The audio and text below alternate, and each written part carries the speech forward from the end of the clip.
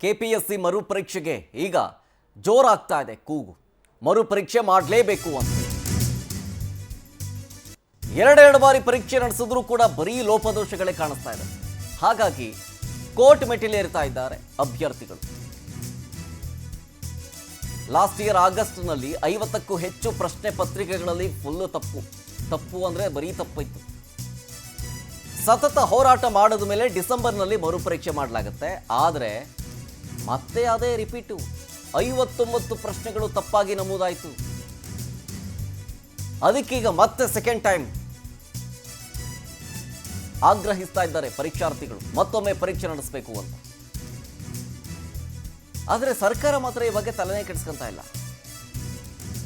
ಹಿಂಗೆ ಹೇಳಿದ್ರಾಗಲ್ಲ ಅಂತ ಹೇಳಿ ಕೋರ್ಟ್ ಮೊರೆ ಹೋಗಿದ್ದಾರೆ ಕೆಪಿಎಸ್ಸಿ ಅಭ್ಯರ್ಥಿಗಳು. ಫ್ರೀಡಂ ಪಾರ್ಕ್ನಲ್ಲಿ ಇವತ್ತಿನಿಂದ ಅಹೋರಾತ್ರಿ ಧರಣಿ ಮಾಡೋದಕ್ಕೆ ನಿರ್ಧಾರ ಮಾಡಿದ್ದಾರೆ. ಅಭ್ಯರ್ಥಿಗಳ ಪ್ರತಿಭಟನೆಗೆ ಈಗ ಆಪ್ ಸಾಥನ್ನ ಕೊಡ್ತಾ ಇದೆ. ಕೈ ಬರಹದ ಮೂಲಕ ಸಿಎಂ ಸಿದ್ದರಾಮಯ್ಯನವರಿಗೆ ಅಭ್ಯರ್ಥಿಗಳು ಪತ್ರವನ್ನು ಬರೆದಿದ್ದಾರೆ. ಮೇಡಮ್, ಇವತ್ತಿನ ದಿವಸ ಆಲ್ ಕರ್ನಾಟಕ ಸ್ಟೇಟ್ ಸ್ಟೂಡೆಂಟ್ ಅಸೋಸಿಯೇಷನ್ನ ಪ್ರೆಸಿಡೆಂಟ್ ಆದಂಥ ಕಾಂತಕುಮಾರ್ ಅವರು ನನಗೆ ಒಂದು ಕೇಸ್ ಕೊಡ್ತಾರೆ. ಏನಂತಂದರೆ, ಇವತ್ತಿನ ದಿವಸ ಮೂಢ ಹಗರಣಕ್ಕಿಂತ ದೊಡ್ಡದಾದಂಥ ಹಗರಣ KPSC ನಡೆದಿದೆ. ಕನ್ನಡದ ಸ್ಟೂಡೆಂಟಿಗೆ ಪೂರ್ತಿಯಾಗಿ ಅವ್ರನ್ನ ಪೂರ್ತಿ ಯಾವುದೇ ಕೆಲಸ ಕಾರ್ಯಗಳಿಗೆ ಬರಬಾರ್ದು ಗೌರ್ಮೆಂಟ್ನಲ್ಲಿ ಅನ್ನೋ ಥರದಿಂದ ಅವರು ಪೂರ್ತಿ ಇವತ್ತಿನ ದಿವಸ ಕ್ವಶನ್ ಪೇಪರ್ ಕ್ರಿಯೇಟ್ ಮಾಡಿದರು. 27/8/2024 ಒಂದು ಎಕ್ಸಾಮಿನೇಷನ್ ನಡೆಯುತ್ತೆ. ಅವತ್ತಿನ ದಿವಸ ಅದು ಪೂರ್ತಿ ಲೋಪದೋಷಗಳಿಂದ ಕೂಡಿದ್ರಿಂದ ಇನ್ನೊಂದು ಸರಿ 29/12/2024 ಎಕ್ಸಾಮ್ ಮಾಡ್ತಾರೆ. ಅದರಲ್ಲಿ ಪೇಪರ್ 1ರಲ್ಲಿ 32 ಎರೋನಿಯಸ್ ಕ್ವಶನ್ಗಳು, ಸೆಕೆಂಡ್ ಪೇಪರ್ನಲ್ಲಿ 27, ಒಟ್ಟಾಗಿ 59 ಕ್ವಶನ್ಗಳು ತಪ್ಪಾಗಿ ಬಂದಿದ್ದರಿಂದ ಇವತ್ತಿನ ದಿವಸ ಮರುಪರೀಕ್ಷೆ ನಿರ್ಣಾಯಕವಾಗಿದೆ. ಮತ್ತೊಂದು ಮರುಪರೀಕ್ಷೆ ಬೇಕೇ ಬೇಕು ಅನ್ನೋ ಮೇಡಮ್, ನಾವು ಮರುಪರೀಕ್ಷೆಗೆ ಬೆಂಬಲವನ್ನು ಈಗಾಗಲೇ ಸೂಚಿಸಿದ್ದೀವಿ. ಮೊನ್ನೆ ಬೃಹತ್ತಾದ ಒಂದು ಹೋರಾಟವನ್ನು ಮಾಡಿದಾಗ ನಮ್ಮ ಮುಖ್ಯಮಂತ್ರಿ ಚಂದ್ರು ಅವರು ಕೂಡ ಬಂದು ಬೆಂಬಲವನ್ನು ಸೂಚಿಸಿದ್ದಾರೆ. ಹಾಗೆ ಇವತ್ತೇನು ಅಂದರೆ, ಏನು ಈ ಹೋರಾಟವನ್ನು ಮಾಡ್ತಿದ್ದಾರೆ, 28ಕ್ಕೆ CM ಅವರು ಸೆಕ್ರೆಟರಿಯನ್ನು ಕರೆದಿದ್ದಾರೆ. ಆ 28ವರೆಗೂ ಅಂದರೆ ಇದು ಬುದ್ಧಿವಂತಿಕೆ ಜಾಣ ನಡೆ ಅವ್ರದ್ದು. ಏನಂದರೆ 28 ಒಳಗಡೆ ಪ್ರಿಲಿಮ್ಸ್ ರಿಸಲ್ಟ್ ಬಂದುಬಿಟ್ರೆ ಇವರು ಹೋರಾಟಕ್ಕೆ ಬೆಲೆ ಇರಲ್ಲ. ಹಾಗಾಗಿ ಮಿಡಲಾಗಿ ಇದು ಇಂಟ್ರಿಮ್ ಒಂದು ಹೋರಾಟವನ್ನು ಸ್ಟಾರ್ಟ್ ಮಾಡಿದ್ದಾರೆ. ಹಾಗೆ ರೀತಿ ವಕೀಲರು ಲೋಹಿತ್ ಅವರು ಕೂಡ ಇದರ ಪಿಟಿಷನ್ ಫೈಲ್ ಮಾಡಿದ್ದಾರೆ. ಕಾಂತಕುಮಾರ್ ಅವರು ಅಧ್ಯಕ್ಷರು, ಅವರು ಈಗಾಗಲೇ ತುಂಬ ಹೋರಾಟವನ್ನು ಮಾಡ್ಕೊಂಡು ಬಂದಿದ್ದಾರೆ. ನಮಗೇನು ಅಂದರೆ, ಕನ್ನಡದ ಮಕ್ಕಳಿಗೆ ಅನ್ಯಾಯ ಆಗೋದು ಬೇಡ ಅನ್ನೋದು ಅಷ್ಟೇ ನಮಗೆ. ಆನ್ ದಿ ಫ್ಯಾಕ್ಟ್, ಆನ್ ರೆಕಾರ್ಡ್ಸಲ್ಲಿ ನೀವು ನೋಡ್ಬೋದು, 56 ಕ್ವಶನ್ 57 ಕ್ವಶನ್ ತಪ್ಪಿದೆ. ಎಲ್ಲ ಒಂದು ಕಡೆ ಲಾ ಹೇಳುತ್ತೆ, ನೀವು 12 ಮಾರ್ಕ್ಸ್ ಏನಾದರೂ ನೀವು ಬೈಲಾ ಮೇಲೆ ಜಾಸ್ತಿ ಕೊಟ್ಟರೆ ಮರುಪರೀಕ್ಷೆ ಆಗಬೇಕು ಅಂತ ಹೇಳಿ.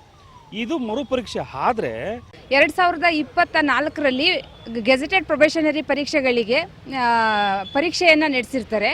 ಆದರೆ ಆ ಸಂದರ್ಭದಲ್ಲಿ ಕನ್ನಡ ಭಾಷಾಂತರ ಮಾಡುವಂತಹ ಸಂದರ್ಭದಲ್ಲಿ ತಪ್ಪೆಸಗಿರ್ತಾರೆ ಅಂತ ಇಲ್ಲಿ ಮುಷ್ಕರವನ್ನು ಮಾಡಿದಂತಹ ಸಂದರ್ಭದಲ್ಲಿ ಮಾನ್ಯ ಮುಖ್ಯಮಂತ್ರಿಗಳು ನಿರ್ದೇಶನವನ್ನು ನೀಡ್ತಾರೆ. ಒಂದು ಸಮಿತಿಯನ್ನು ಮಾಡಿ ಮರುಪರೀಕ್ಷೆಗೆ ಆಗ್ರಹವನ್ನು ಮಾಡ್ತಾರೆ.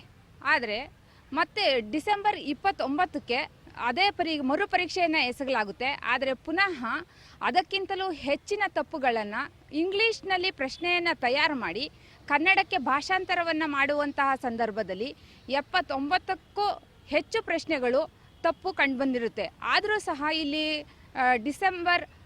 ಜನವರಿ 16ರಲ್ಲಿ ಇಲ್ಲಿ ಮುಷ್ಕರವನ್ನು ಮಾಡಲಾಗಿರುತ್ತೆ. ಆದರೆ ಆ ಸಂದರ್ಭದಲ್ಲಿ KPSC ಅವರ ಡೀಟೇಲ್ಸ್ ಕೊಡ್ತಾರೆ ನಮ್ಮ ಪ್ರತಿನಿಧಿ ಮಂಜು. ನೇರ ಸಂಪರ್ಕದಲ್ಲಿ ಜಾಯ್ನ್ ಆಗ್ತಾ ಇದ್ದಾರೆ. ಮಂಜು, ಒಂದ್ಸಲ ಅಂತ ಎರಡೆರಡು ಸಲ ಪರೀಕ್ಷೆ ಮಾಡಿದ್ರು ಪದೇ ಪದೇ ಇದೇ ರೀತಿಯಾದ ತಪ್ಪುಗಳು ರಿಪೀಟ್ ಆಗ್ತಾ ಇದ್ದಾವೆ. ಯಾಕೆ ಸರ್ಕಾರ ಗಮನ ಕೊಡ್ತಾ ಇಲ್ವಾ ಅಂತ ಇದ್ರ ಬಗ್ಗೆ?